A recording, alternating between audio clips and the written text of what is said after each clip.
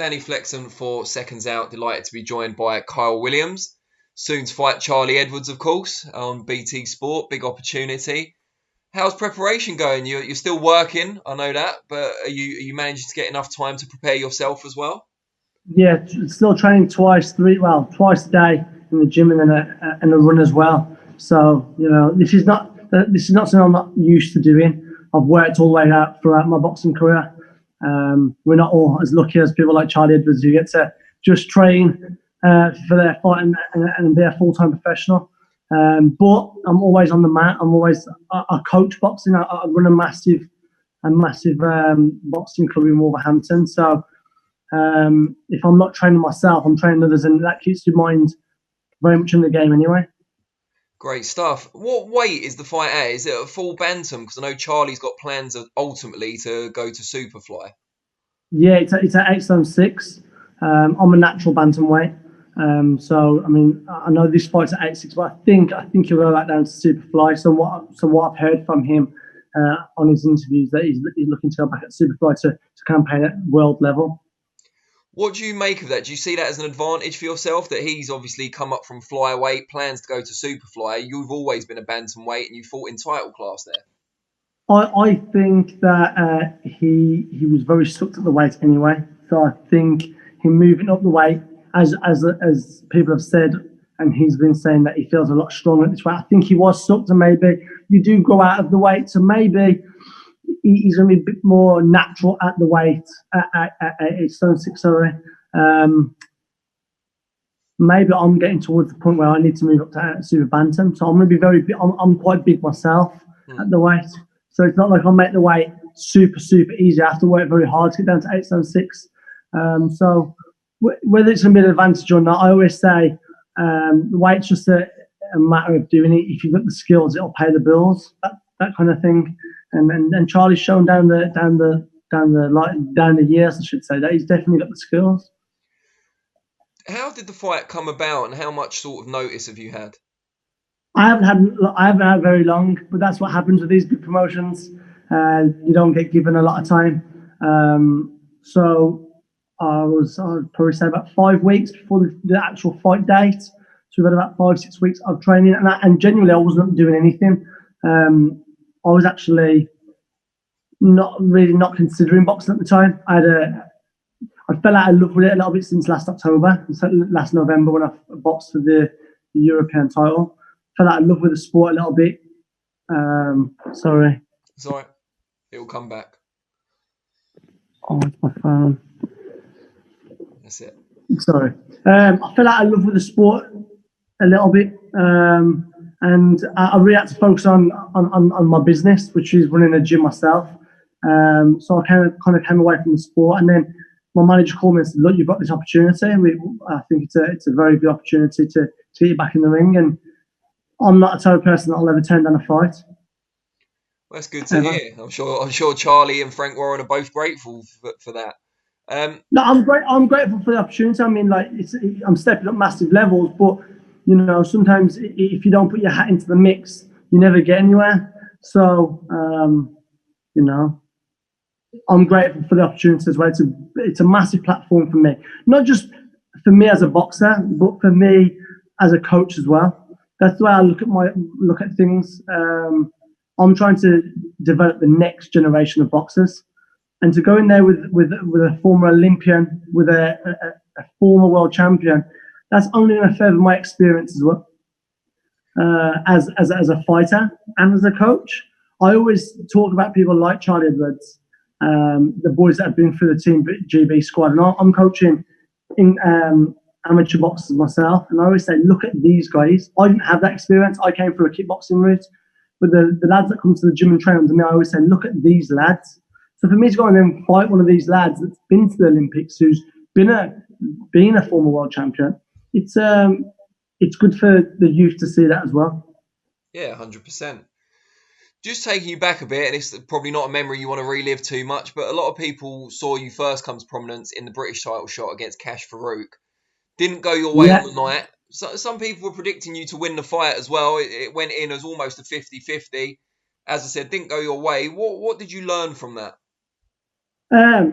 I fought the wrong fight completely. I didn't box at all. I tried to have a fight from the word go. Um, I didn't do the weight right either, and that was something. I remember going back to the corner and I had my best round in round 4. I had my best round, and um, I felt flat. I felt dead. I felt like Cash Brooks' pressure just took it out of me. So I fought the wrong fight, and I rate Cash Brooks as the best in Britain. So I know Lee McGregor got the nod over him on the last account, which I don't. Personally, I thought Farouk had it. No disrespect to Lee I McGregor. also had Farouk ahead. He's a phenomenal talent himself in Lee McGregor, but I did have Farouk winning, and that's a fight that I'd love to see down the line again. So when I say I lost the Cash Farouk, is it a disgrace? No way, because I definitely think that kid will go on to become a world champion. So I learned a lot from his style. His style was very good. He pushed me. He pushed me very, very hard. I don't feel like I should have been stopped. I felt like I stood up, and I was gutted. I dropped back to my knees, so I was gutted because I knew that there's no point arguing with the referees to say, please let me fight time, because when they wave the fight off, the fight's over. So, and I'm not that type of person to be dishonourable to a referee. If a referee says no, it's no. So I dropped back to my knees, not because I was hurt or I was at the fight, but more so I was gutted. I knew it was over. I stood back up, and I'd have fought that kid to the end of the 12th round, but it wasn't meant to be. So that's I it. mean, you said there you fought when you maybe should have boxed more. Is this one the other way round, in that Charlie Edwards, former world champion, GB amateur, you need to get in and press him? Charlie's not stupid. Charlie knows exactly what I'm coming there to do. He knows that I'm going to come and try and be rough with him. I'm going to be rugged. He's already explained in interviews himself. He knows that I'm rugged.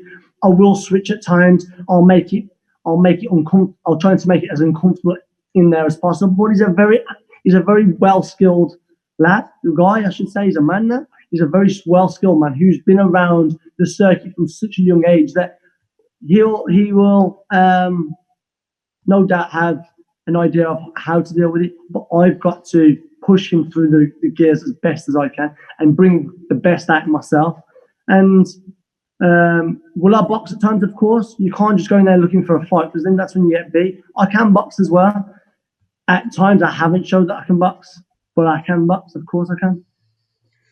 We're looking forward to the fight. How is your kind of typical day at the moment, balancing your own job with training? What does it look like? So I train early morning. So I'll get up. I'll probably do a run. I'll then go down to BCB, who's my head trainers, with L Johnson, Paul Mann. I'll train there for about 2 hours. I'll have some lunch, and then I'll go in and I'll do some maybe PTs with people, or I'll teach my classes. So I teach kids kickboxing first, and then into adults kickboxing and adult boxing, or kids boxing into adults boxing. I work a full-time job, but the benefits of doing what I do is I'm always on the mat, and I can always join in with them. Like last night, I trained with my amateur boxers last night. I joined in the circuit with them. So it's not like I'm working in a factory or I'm working out on the road where I'm not doing specific boxing training. I'm very lucky that I have a job that I do that I can still join in with my boxers. I can train alongside my youth, and they love that. I'll tell you, I trained with my amateur boxers last night, and they'll push harder because I'm training alongside them. They're buzz off it, and I love that. I love that I'm inspiring them. They're seeing that I'm still doing what they're doing, and I'm kind of leading by example. So for me, I'm very blessed in the job that I have. Very lucky to do what I do. What would a win over Charlie Edwards next week? What would that do for your career? It would change my life. It wouldn't just change my career. It would change my life in a sense of course, the promotion that he's with. That would give me a massive opportunity to be on a bigger stage than what I am. I've done it all through small hall shows, raised the money myself. I've had very good sponsors behind me. But what would it do for my career? It would give me a chance of being in that world level, wouldn't it? Because let's be honest, Charlie Edwards is world ranked. He has carried his world ranking up. So it would give me a world ranking, and it would give me some massive fights. But I haven't really looked past that. My focus is fight by fight, and we'll see what happens. I don't know what's going to be tomorrow, let alone if I beat Charlie Edwards. I'm going in there to win. People are probably seeing this fight as, oh, he's just a standing opponent and this is Charlie Edwards coming out party. But if Charlie Edwards thinks for 1 second that I'm just coming up to get paid and go home, he's got he's got a total shot coming. And I'm sure he's professional. I'm sure he expects the best out of me. And just before we let you go, I think this is the first time we've interviewed you on Seconds Out. It's certainly the first time I've interviewed you personally. Can you just tell people out there what your social media handles are so they can follow you a bit more closely? Core Boxing UK on Facebook and Instagram and Twitter, Kyle. Core Boxing UK on that as well. So, yeah, thank you for that. Great stuff. All right, well, very best of luck, and we'll be watching with interest. Thank you ever so much for the interview. Take care, Carl. Thank you. Yeah. Bye-bye. Bye.